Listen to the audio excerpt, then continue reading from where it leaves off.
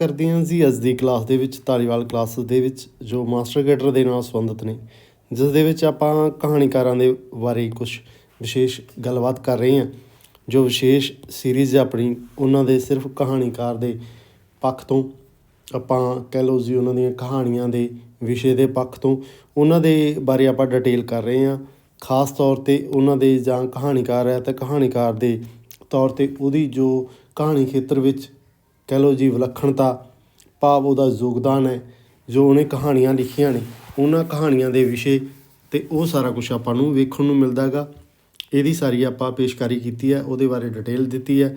ਅੱਜ ਦੇ ਕਹਾਣੀਕਾਰ ਦੀ ਆਪਾਂ ਗੱਲ ਕਰੀਏ ਜੀ, ਗੁਰਮੁਖ ਸਿੰਘ ਮੁਸਾਫਰ।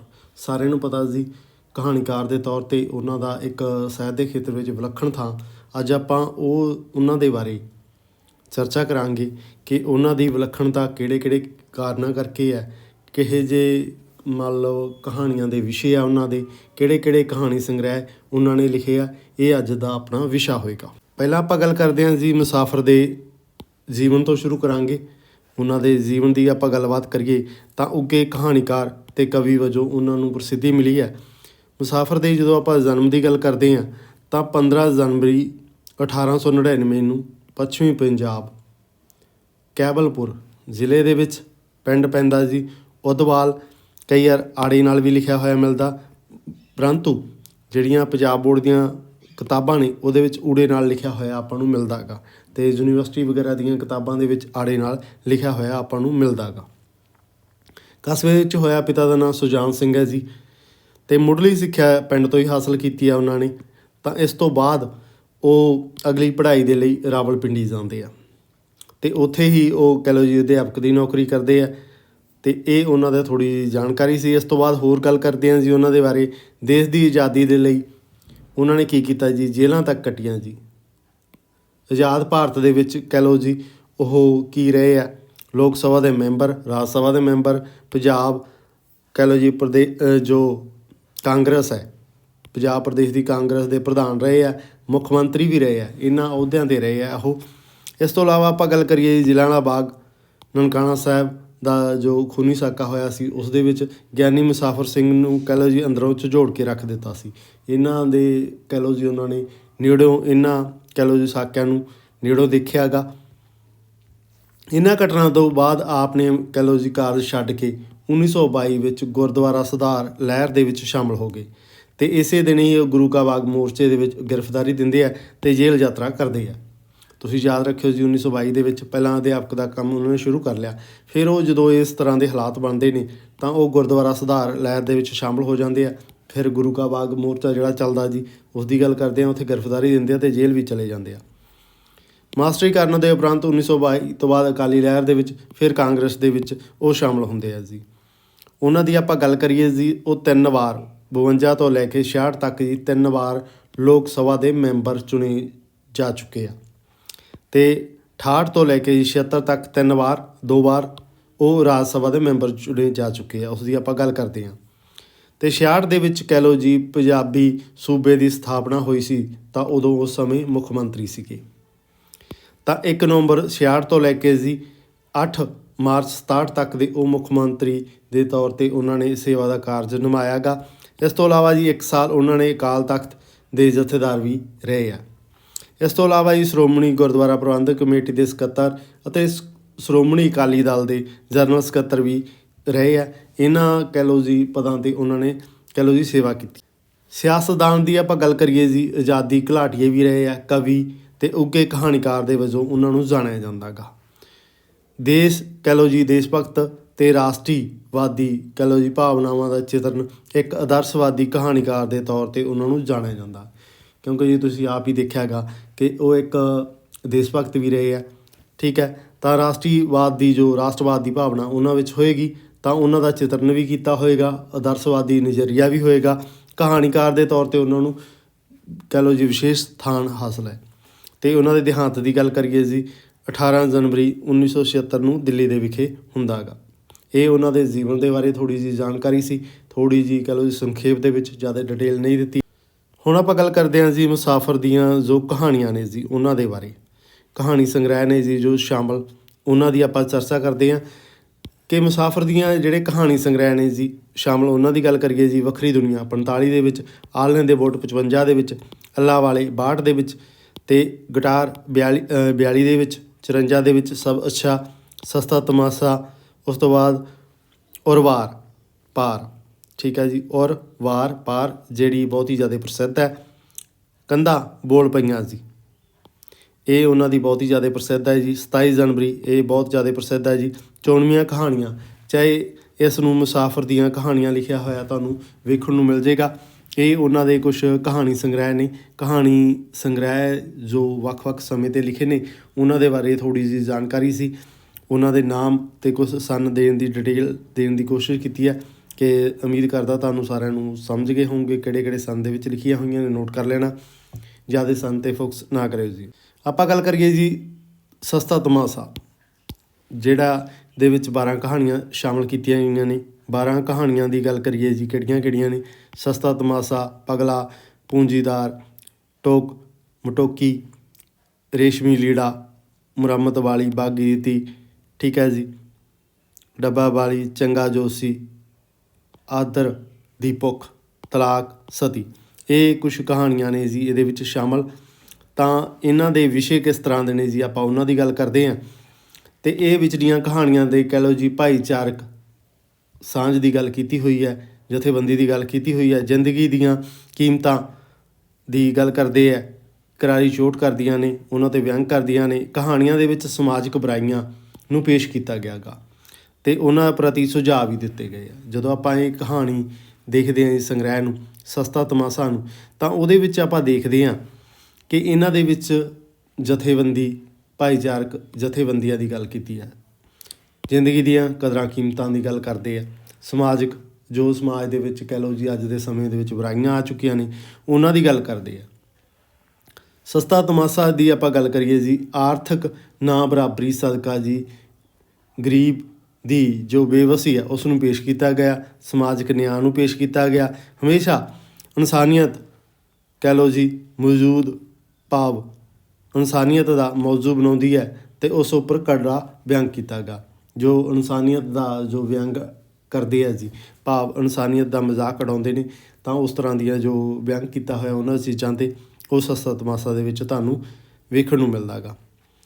ਪੂੰਜੀਦਾਰ ਮਿੱਤਰ ਜੀ, ਇਹ ਇੱਕ ਕਹਿ ਲਓ ਜੀ ਸੁਸਾਇਟੀ ਦੇ ਉਹਨਾਂ ਮੈਂਬਰਾਂ ਨੂੰ ਨੰਗਾ ਕਰਦੀ ਹੈ ਜੀ ਜੋ ਜਿਨ੍ਹਾਂ ਦੇ ਲਈ ਕਹਿ ਲਓ ਆਪਾਂ ਰੁਪਈਆ ਹੀ ਉਹਨਾਂ ਦੇ ਲਈ ਪੂਜਾ ਗਈ, ਭਾਵ ਸਾਰਾ ਕੁਛ ਉਹਨਾਂ ਦੇ ਲਈ ਰੁਪਈਆ ਹੀ ਹੈ। ਕਹਾਣੀ ਵਿੱਚ ਆਪਾਂ ਨੂੰ ਕਾਹਦੇ ਰਾਹੀਂ ਪੇਸ਼ ਕੀਤਾ ਜੀ? ਦੀਵਾਨ ਰਾਮ ਸ਼ਰਨ ਦਾਸ ਦੇ ਰਾਹੀਂ, ਅਤੇ ਮਾਸਟਰ ਮੂਲਾ ਸਿੰਘ ਦਾ ਚਿੱਤਰ ਬਹੁਤ ਹੀ ਖੂਬਸੂਰਤੀ ਦੇ ਨਾਲ ਇਹਨਾਂ ਪਾਤਰਾਂ ਦੇ ਰਾਹੀਂ ਜੋ ਸਮਾਜ ਦੀ, ਸੁਸਾਇਟੀ ਦੀ ਜੋ ਪੂੰਜੀਦਾਰ ਮਿੱਤਰ ਨੇ ਉਹਨਾਂ ਦੇ ਵਿਸ਼ੇ ਨੂੰ ਪੇਸ਼ ਕਰਦੀ ਹੋਈ ਕਹਾਣੀ ਹੈ ਕਿ ਉਹਨਾਂ ਲਈ ਰੁਪਈਏ ਹੀ ਸਭ ਕੁਛ। ਇਸ ਤਰ੍ਹਾਂ ਦੇ ਕਹਿ ਲਓ ਜੀ ਵਿਚਾਰਾਂ ਨੂੰ ਪੇਸ਼ ਕੀਤਾ ਗਿਆ ਕਹਾਣੀ ਦੇ ਰਾਹੀਂ ਅਤੇ ਇੱਕ ਵਿਅੰਗ ਕੀਤਾ। ਸਭ ਅੱਛਾ ਜੋ ਕਹਾਣੀ ਸੰਗ੍ਰਹਿ ਉਸ ਦੀ ਗੱਲ ਕਰਦੇ ਹਾਂ ਜੀ, ਉਹਦੇ ਵਿੱਚ 9 ਕਹਾਣੀਆਂ ਨੇ ਸ਼ਾਮਲ ਕੀਤੀਆਂ ਗਈਆਂ। ਸਸਤਾ ਤਮਾਸ਼ਾ ਰਿਪੀਟ ਹੋ ਰਹੀ ਹੈ ਜੀ, ਸਭ ਅੱਛਾ, ਠੀਕ ਹੈ ਜੀ। ਗੁਟਾਰ ਬਹੁਤ ਪ੍ਰਸਿੱਧ ਹੈ ਜੀ। ਚੁਸਤ, ਬਹਿਕਮਾ, ਆਂਦਰ ਦੀ ਭੁੱਖ ਰਿਪੀਟ ਹੋ ਰਹੀ ਹੈ ਜੀ।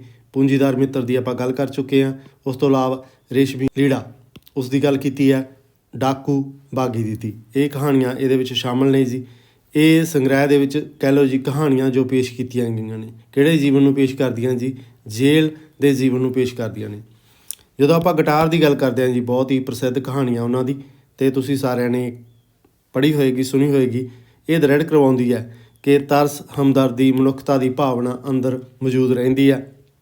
ਜੇਲ੍ਹ ਦੇ ਵਿੱਚ ਬੰਦੇ ਦਾ ਕਿਰਦਾਰ ਹੈ ਜੋ ਜੀ, ਠੀਕ ਹੈ ਜੀ, ਟਿੱਕੇ ਖਾਂ ਦੀ ਜ਼ਿੰਦਗੀ ਵਿੱਚ ਜਾਨਵਰਾਂ ਦੀ ਇੱਕ ਅਜਿਹੀ ਘਟਨਾ ਦੇ ਸਦਕਾ ਹੀ ਉਹ ਪਲਟ ਜਾਂਦੀ ਹੈ, ਜ਼ਿੰਦਗੀ ਪਲਟ ਜਾਂਦੀ ਹੈ। ਉਸ ਦੇ ਅੰਦਰ ਮਨੁੱਖਤਾ ਕਹਿ ਲਓ ਜੀ ਜਾਗ ਉੱਠਦੀ ਹੈ ਅਤੇ ਉਸ ਤੋਂ ਪਿੱਛੋਂ ਉਹ ਕਹਿ ਲਓ ਜੀ ਪੰਛੀਆਂ ਨੂੰ ਕਹਿ ਲਓ ਜੀ ਆਪਣਾ ਸੰਗੀ ਬਣਾ ਲੈਂਦਾ, ਦੋਸਤ ਬਣਾ ਲੈਂਦਾ ਗਾ। ਗਿਟਾਰ ਜਦੋਂ ਆਪਾਂ ਦੇਖਦੇ ਹਾਂ ਜੀ ਇੱਕ ਕਹਾਣੀ ਸੰਗ੍ਰਹਿ ਦੇ ਵਿੱਚ ਦੇਖਦੇ ਹਾਂ ਕਿ ਉਹਦੇ ਵਿੱਚ ਤਰਸ, ਹਮਦਰਦੀ, ਮਨੁੱਖਤਾ ਦੀਆਂ ਭਾਵਨਾਵਾਂ ਪੈਦਾ ਕਰਦੀ ਹੋਈ ਕਹਾਣੀ ਆ। ਇੱਕ ਪਾਤਰ ਹੈ ਜਿਹੜਾ ਟਿੱਕੇ ਖਾਂ ਜੇਲ੍ਹ ਦੇ ਵਿੱਚ ਬੰਦ ਹੈ, ਅਤੇ ਜਦੋਂ ਪਹਿਲਾਂ ਕਿ ਦੇਖਦੇ ਹਾਂ ਬਹੁਤ ਨਿਰਦਈ, ਮਤਲਬ ਕਿਸੇ ਤਰ੍ਹਾਂ ਦਾ ਆਪਦਾ ਰਹਿੰਦਾ ਗਾ ਆਪਣੇ ਆਪ 'ਚ, ਤਾਂ ਉਹਦੇ ਵਿੱਚ ਕੋਈ ਪਰਿਵਰਤਨ ਨਹੀਂ। ਫਿਰ ਇੱਕ ਦਿਨ ਉਹਦੇ ਵਿੱਚ ਇਸ ਤਰ੍ਹਾਂ ਦਾ ਪਰਿਵਰਤਨ ਆਉਂਦਾ ਕਿ ਜਿਸ ਦੇ ਸਦਕਾ ਉਹਦੇ ਵਿੱਚ ਮਨੁੱਖਤਾ ਜਾਗ ਪੈਂਦੀ ਹੈ। ਪੰਛੀਆਂ ਦੇ ਨਾਲ ਕੀ ਹੁੰਦਾ ਗਾ, ਉਹਦਾ ਭਾਵ ਮੋਹ ਪਿਆਰ ਜਾਗ ਪੈਂਦਾ ਅਤੇ ਉਹਦੇ ਦੋਸਤ ਬਣ ਜਾਂਦੇ ਅਤੇ ਉਹਨਾਂ ਦੇ ਨਾਲ ਉਹ ਕੀ ਕਰਨ ਲੱਗ ਜਾਂਦਾ, ਖੇਡਣ ਲੱਗ ਜਾਂਦਾ।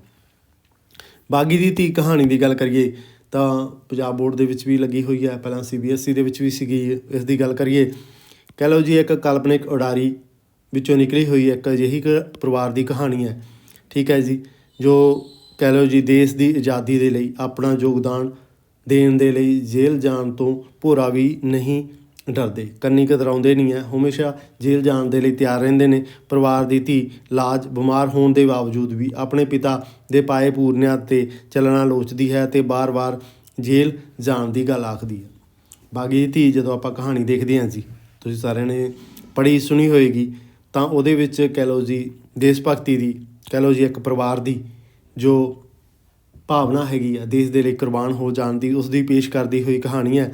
ਜੋ ਦੇਸ਼ ਦੀ ਆਜ਼ਾਦੀ ਦੇ ਲਈ ਹਿੱਸਾ ਲੈਂਦੇ ਨੇ ਅਤੇ ਉਹ ਇਹ ਵੀ ਨਹੀਂ ਪਰਵਾਹ ਕਰਦੇ, ਬੇਸ਼ੱਕ ਉਹਨਾਂ ਦੀ ਲੜਕੀ ਬਿਮਾਰ ਹੈ, ਫਿਰ ਵੀ ਉਹ ਜਿਹੜਾ ਹੈਗਾ ਆਪਦੇ ਕੰਮਾਂ ਦੇ ਵਿੱਚ ਭਾਵ ਦੇਸ਼ ਦੀ ਆਜ਼ਾਦੀ ਦੇ ਕੰਮਾਂ ਵਿੱਚ ਲੱਗੇ ਰਹਿੰਦੇ ਨੇ। ਅਤੇ ਉਸੇ ਤਰ੍ਹਾਂ ਉਹਨਾਂ ਦੀ ਬੇਟੀ ਵੀ ਹੈ, ਉਹ ਵੀ ਪਿੱਛੇ ਨਹੀਂ, ਬਿਮਾਰ ਹੋਣ ਦੇ ਬਾਵਜੂਦ ਵੀ ਉਹ ਆਪਣਾ ਕੀ ਹੈ ਜੇਲ੍ਹ ਜਾਣ ਭਾਵ ਦੇਸ਼ ਦੀ ਆਜ਼ਾਦੀ ਦੇ ਲਈ ਉਹ ਵੀ ਆਪਦਾ ਹਿੱਸਾ ਪਾਉਣਾ ਚਾਹੁੰਦੀ ਹੈ।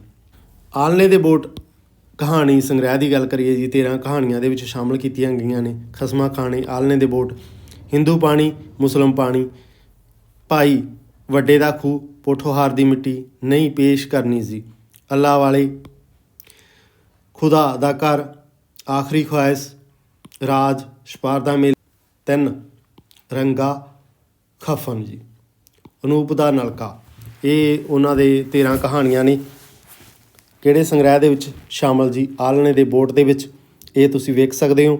ਜ਼ਿਆਦਾਤਰ ਕਹਾਣੀਆਂ ਦੇ ਵਿੱਚ ਕੀ ਹੈ ਜੀ, ਉਸ ਦੌਰ ਦੀਆਂ ਕਹਾਣੀਆਂ ਨੇ ਜਦੋਂ ਅੰਗਰੇਜ਼ ਭਾਰਤੀ ਲੋਕਾਂ ਨੂੰ ਲੰਮੇ ਅਰਸੇ ਦੇ ਲਈ ਕੈਦ ਕਰਕੇ ਆਜ਼ਾਦੀ ਦੀ ਮੰਜ਼ਿਲ ਵੱਲ ਵੱਧ ਰਹੇ ਸੀ। ਜਦੋਂ ਉਹਨਾਂ ਦੀ ਭਾਵ ਦੇਸ਼ ਵਾਸੀਆਂ ਦੀ ਜੋ ਆਜ਼ਾਦੀ ਦੇ ਲਈ ਚਾਲ ਹੈ ਉਸ ਨੂੰ ਠੰਡੀ ਪਾ ਸਕਣ, ਇਸ ਲਈ ਉਹਨਾਂ ਨੂੰ ਜੇਲ੍ਹ ਭੇਜ ਰਹੇ ਸੀ। ਉਸ ਦੌਰ ਦੀਆਂ ਕਹਾਣੀਆਂ ਨੇ। ਭਾਵ ਆਪਾਂ ਦੇਖਦੇ ਹਾਂ ਕਿ ਅੰਗਰੇਜ਼ਾਂ ਦੁਆਰਾ ਦੇਸ਼ ਦੇ ਆਜ਼ਾਦੀ ਦੀ ਚਾਲ ਨੂੰ ਮੱਠੀ ਕਰਨ ਦੇ ਲਈ ਜੋ ਦੇਸ਼ ਭਗਤਾਂ ਨੂੰ ਜੇਲ੍ਹ ਦੇ ਵਿੱਚ ਭੇਜਿਆ ਜਾ ਰਿਹਾ ਸੀਗਾ, ਭਾਵ ਉਹ ਦੇਸ਼ ਭਗਤੀ ਦੇ ਵਿੱਚ ਹਿੱਸਾ ਨਾ ਲੈ ਸਕਣ, ਇਸ ਤਰ੍ਹਾਂ ਦੇ ਜਿਹੜੇ ਹੈਗੇ ਜੀ ਦੌਰ ਦੀਆਂ ਕਹਾਣੀਆਂ ਨੂੰ ਪੇਸ਼ਕਾਰੀ ਕਰਦੀ ਹੈ।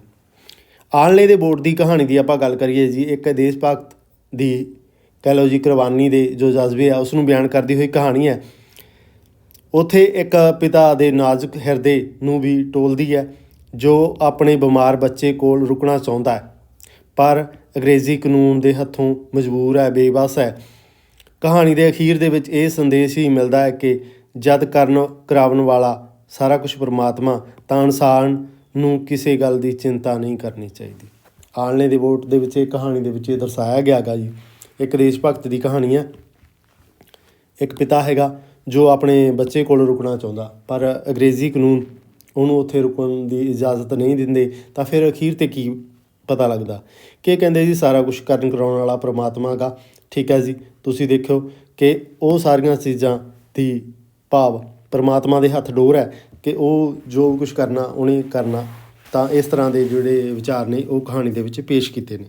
ਵੱਖਰੀ ਦੁਨੀਆ ਕਹਾਣੀ ਸੰਗ੍ਰਹਿ ਦੀ ਗੱਲ ਕਰੀਏ ਜੀ, 11 ਕਹਾਣੀਆਂ ਦੇ ਵਿੱਚ ਸ਼ਾਮਲ ਕੀਤੀਆਂ ਗਈਆਂ ਨੇ। ਸ਼ਬ ਅਸਾ ਫਿਰ ਰਿਪੀਟ ਹੋ ਰਹੀ ਹੈ ਜੀ, 24 ਸ਼ੇਰ, ਗੁਟਾਰ ਫਿਰ ਰਿਪੀਟ ਹੋ ਰਹੀ ਹੈ ਜੀ, ਫਤਿਆ, ਫਤ, ਬੇਗੁਨਾਹ, ਭਗੌੜਾ, ਡਾਕੂ, ਅੱਲਾ ਰਹਿਮ ਕਰੇ, ਚੋਰਾਂ ਦਾ ਚੋਰ, ਮੁਲਾਕਾਤ, ਚੁਸਤ ਮਹਿਕਮਾ ਜੀ। ਇਹ 11 ਕਹਾਣੀਆਂ ਦੇ ਵਿੱਚ ਸ਼ਾਮਲ ਨੇ।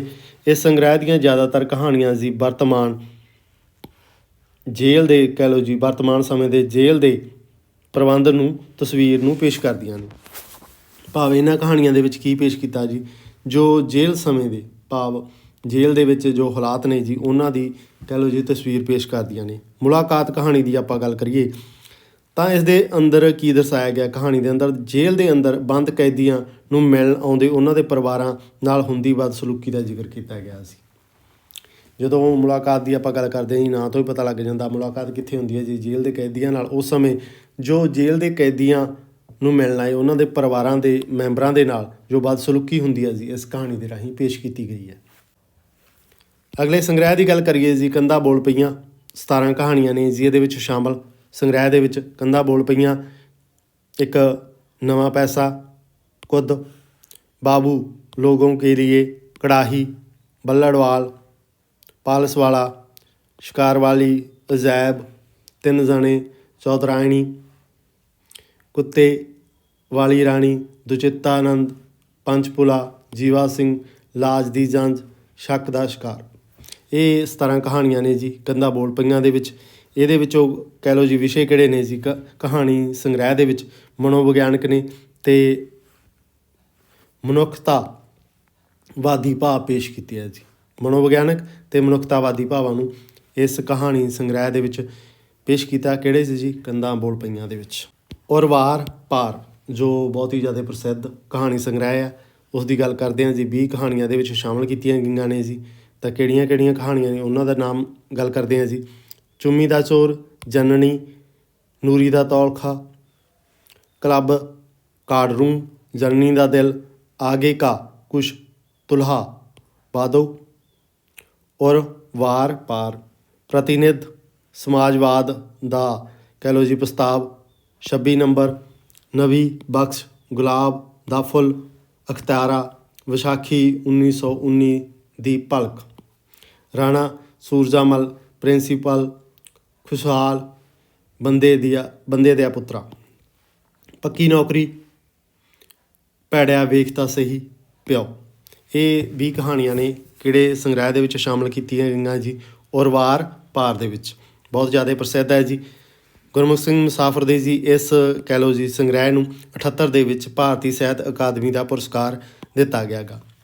ਇਹਦੇ ਲਈ ਖਾਸ ਤੌਰ 'ਤੇ ਜੀ ਇਹ ਕਹਾਣੀਆਂ ਬਹੁਤ ਜ਼ਿਆਦਾ ਪ੍ਰਸਿੱਧ ਨੇ ਜੀ। ਜਦੋਂ ਆਪਾਂ ਕਹਾਣੀ ਔਰ ਵਾਰ ਪਾਰ ਦੀ ਗੱਲ ਕਰਦੇ ਹਾਂ ਜੀ, ਇਹ ਕਿਹਦੇ ਨਾਲ ਸੰਬੰਧਿਤ ਹੈ ਜੀ? ਕਹਾਣੀ ਫੌਜੀਆਂ ਦੀ ਵੱਖਰੀ ਦੁਨੀਆ ਦੀ ਕਹਿ ਲਓ ਜੀ ਗੱਲ ਕਰਦੀ ਹੋਈ ਕਹਾਣੀ ਹੈ। ਇਸ ਵਿੱਚ ਉਰਲੇ ਅਤੇ ਪਰਲੇ ਪਾਸੇ ਦੀ ਫੌਜ ਦੀ ਗੱਲ ਕੀਤੀ ਹੋਈ ਹੈ। ਜਦੋਂ ਆਪਾਂ ਬਾਰਡਰ ਦੇਖਦੇ ਹਾਂ ਜੀ, ਉਰਲੇ ਪਾਸੇ ਅਤੇ ਪਰਲੇ ਪਾਸੇ ਦੇ ਸਿਪਾਹੀ ਨੇ ਜੀ ਜੋ ਫੌਜੀ ਨੇ ਉਹਨਾਂ ਦੀ ਗੱਲ ਕੀਤੀ ਹੋਈ ਹੈ।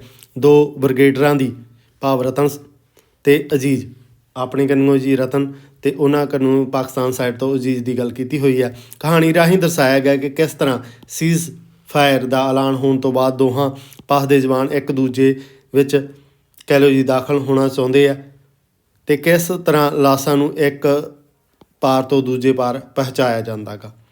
ਇਸ ਕਹਾਣੀ ਦੇ ਰਾਹੀਂ ਫੌਜੀਆਂ ਦੇ ਆਪਸੀ ਮਿਲਵਰਤਨ ਨੂੰ ਵੀ ਪੇਸ਼ ਕੀਤਾ ਗਾ। ਇਸ ਕਹਾਣੀ ਦੇ ਵਿੱਚ ਜੋ ਦੇਖਦੇ ਹਾਂ ਜੀ ਫੌਜੀਆਂ ਦੀ ਕਹਾਣੀਆਂ ਜੋ ਕਹਿ ਲਓ ਜੀ ਬਾਰਡਰ 'ਤੇ ਨੇ। 2 ਬ੍ਰਿਗੇਡਰ ਨੇ ਭਾਵ ਠੀਕ ਹੈ ਜੀ।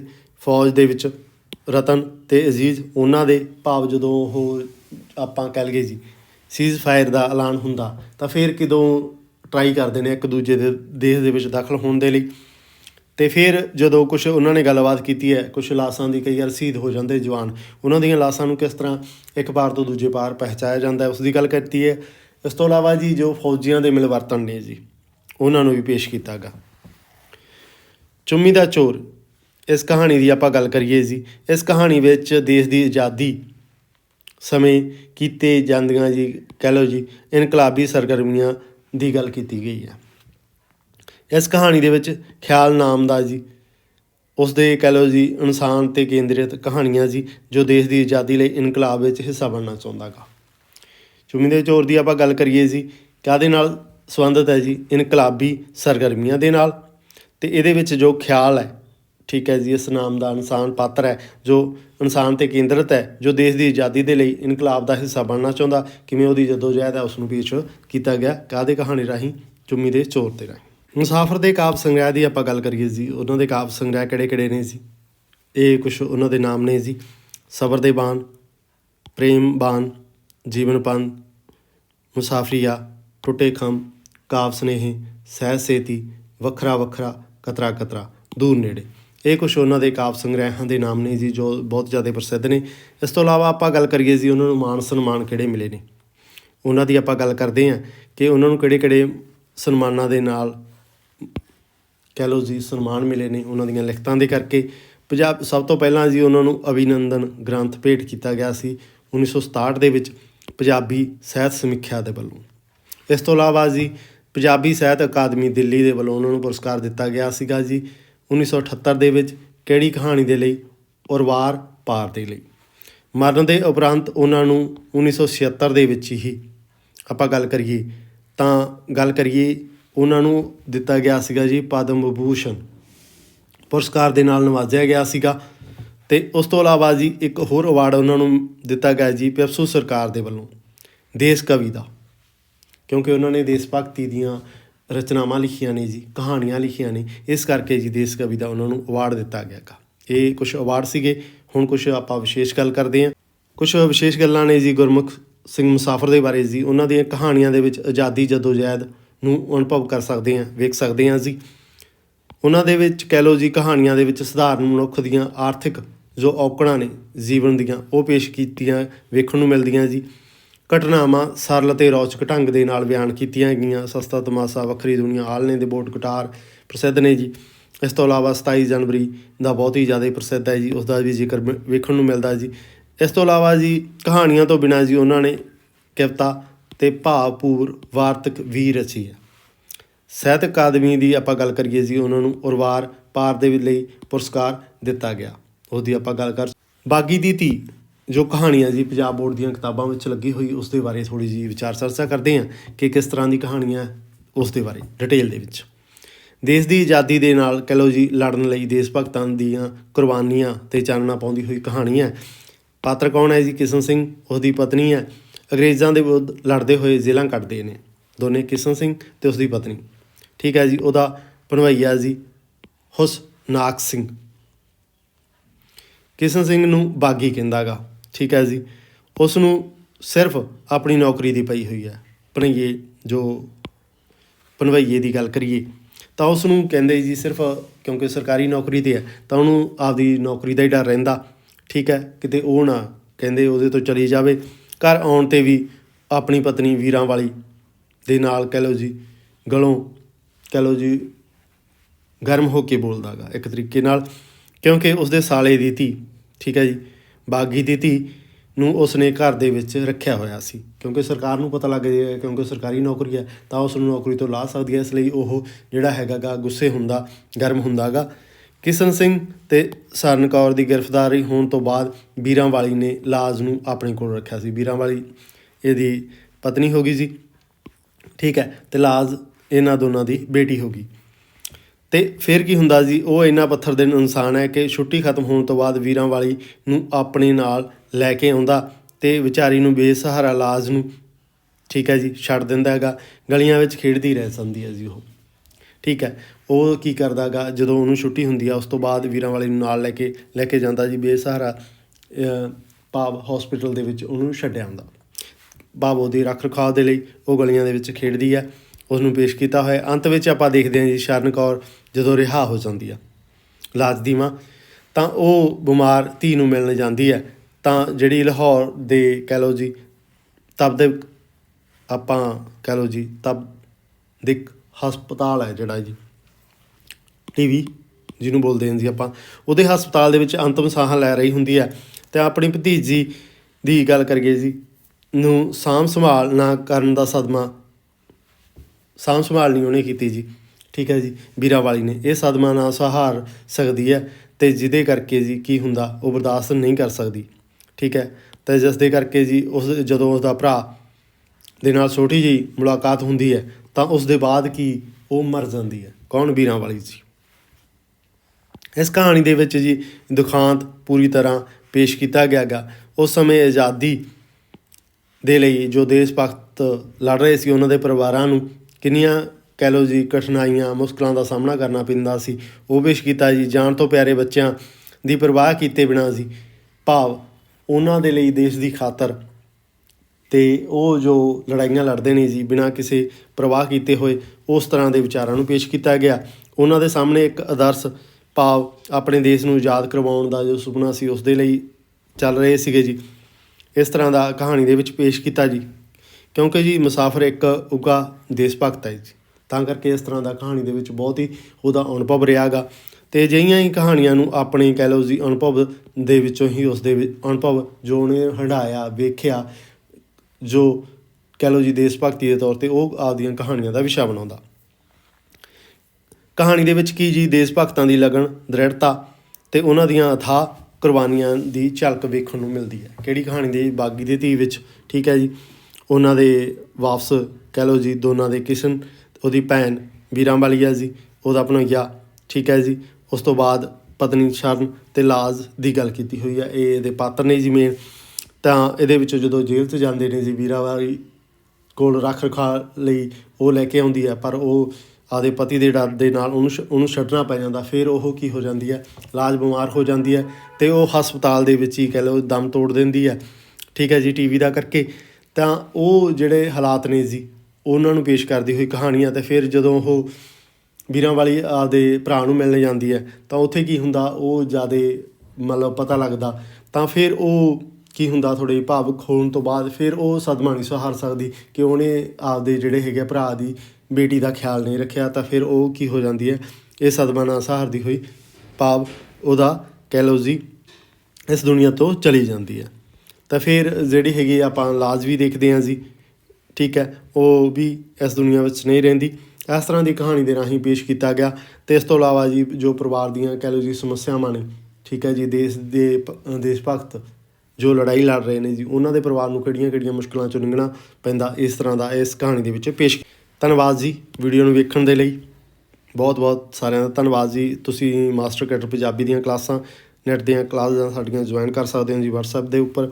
ਇਸ ਤੋਂ ਇਲਾਵਾ ਜੀ ਟੈਟ ਦੀਆਂ ਕਲਾਸਾਂ ਚੱਲ ਰਹੀਆਂ ਨੇ, ਉਹ ਵੀ ਤੁਸੀਂ ਜੁਆਇਨ ਕਰ ਸਕਦੇ ਹੋ। ਤਾਂ ਜੇ ਤੁਹਾਨੂੰ ਵੀਡੀਓ ਵਧੀਆ ਲੱਗੀ ਹੈ ਜੀ, ਵੀਡੀਓ ਨੂੰ ਲਾਈਕ ਕਰਨਾ, ਆਪਣੇ ਦੋਸਤਾਂ ਨਾਲ ਸ਼ੇਅਰ ਕਰ ਦਿਓ ਜੀ। ਚੈਨਲ ਨੂੰ ਜ਼ਰੂਰ ਸਬਸਕ੍ਰਾਈਬ ਕਰ ਲੈਣਾ, ਜਿਸ ਦੇ ਨਾਲ ਸਮੇਂ-ਸਮੇਂ 'ਤੇ ਜੋ ਆਪਾਂ ਵੀਡੀਓ ਅਪਡੇਟ ਦਿੰਦੇ ਹਾਂ ਤੁਹਾਡੇ ਤੱਕ ਪਹੁੰਚਦੀ ਹੋ ਸਕੇ, ਕੋਈ ਸਕਿਪ ਨਾ ਹੋਵੇ। ਇਸ ਲਈ ਬੜਾ ਜ਼ਰੂਰੀ ਹੈ ਕਿ ਚੈਨਲ ਨੂੰ ਜ਼ਰੂਰ ਸਬਸਕ੍ਰਾਈਬ ਕਰਕੇ ਰੱਖੋ ਜੀ। ਮਿਲਦੇ ਹਾਂ ਅਗਲੀ ਵੀਡੀਓ ਲੈ ਕੇ ਜੀ। ਧੰਨਵਾਦ ਜੀ।